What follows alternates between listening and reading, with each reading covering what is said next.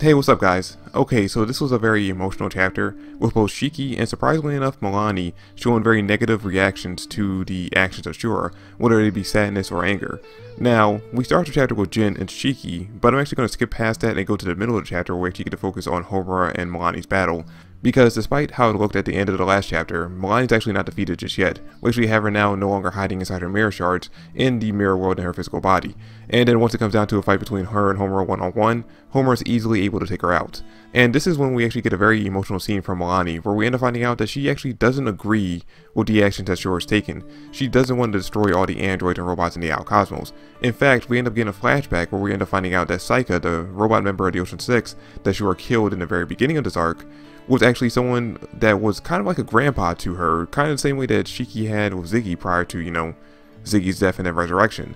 But we see that the two of them did have a very close relationship. In fact, we actually go back to the chapter where Shura actually killed him, and we get to see that Milani was actually crying during that chapter, although she was holding it in order not to just, basically arouse suspicion from the other members. So this shows that, maybe I was actually wrong about the Ocean 6 members. Maybe not all of them are actually as evil and corrupted as Shura has shown to be. In fact, it might just be that, just like how Milani says in this chapter, where she was just too scared to act out against Shura for his actions against Saika and the rest of the androids and robots in the outer cosmos, it could be that many other members of the Ocean 6 are feeling the same way. They're just too afraid to really, retaliate. And now that we've had this kind of face turn with Milani, I'm actually looking forward to even more seeing the rest of the fights with the Ocean 6 members and the Eden Zero crew. Because I want to know now what their motivations are. Are they actually on board with what Shura's doing and are just as corrupt and evil as him?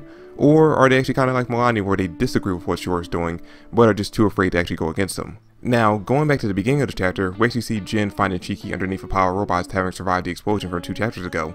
And we end up finding out that the reason why Shiki survived through a flashback is because all the robots he was fighting, besides the one that was counting down to self-destruct, actually dogpile on top of him in order for him to survive. And we get this emotional moment from them where we end up finding out that even though they are following Shura's orders, they don't truly want to hurt any of the robots or any of the humans. And they know that they're going to die in a day, so that's the reason why they're willing to sacrifice their lives in order to protect Shiki, because they want to kind of go out doing one last good thing. And we even get this very emotional scene from the robot that's counting down to self-destruct, because right before he blows up, he actually mentions that he doesn't want to die. And then when we come back to the present day, Shiki's very upset by the fact that he couldn't save any of these robots from dying off. And then his sadness turned to worry when he actually remembers that Shura is currently on board Eden Zero's ship right now, attacking Sister, Witch, and Hermit. So the two of them immediately head back to the ship, and when they get there, they end up finding Hermit and Sister after being completely defeated by Shura, with Sister losing a leg, but the two of them seemingly still being alive, just unconscious, or at least Sister's unconscious, with Hermit barely hanging on to consciousness with a cracked eye, who actually tells them that Shura actually kidnapped Witch and took her back to the Dome City. And we see at the end of the chapter that he's basically using Witch as a hostage to kind of force Shiki into coming to him and joining up with him, basically as a way to keep her alive.